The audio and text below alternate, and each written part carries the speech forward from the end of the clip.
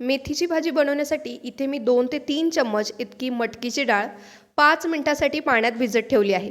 अगदी 5च मिनिटासाठी ठेवली तरीही चालेल आणि याऐवजी तुम्ही दुसरी कोणतीही डाळ वापरली तरीही चालेल, पण ती लवकर भिजेल असली डाळ तुम्ही घेऊ शकता.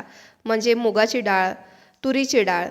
हे बघा, मेथीची भाजी अशा पद्धतीने खोडून घ्यायची आणि भाजी शक्यतो चिरून घ्यायची नाही. काय होतं, आपण भाजी चिरली आणि पुन्हा धुतली का त्यातले सगळे जीवनसत्व निघून जातात. आता आपण ही एका चाळणीत काढून त्यातलं पाणी नितळण्यासाठी ठेवून देऊया. फोडणीसाठी इथे मी 2 चमचे इतपत तेल घेतलं आहे आणि त्यामध्ये 1 लसणाचा गड्डा छानपैकी ठेचून घातला आहे.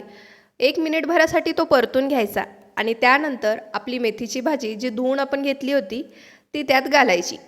पाणी पूर्ण हाताने पिळायचं नाही, त्यातलं पूर्णच पाणी जर काढलं तर ती कोरडी होते. आता अशा पद्धतीने आपण ह्यालासुद्धा 1 मिनिटभरासाठी हलवून घेऊया.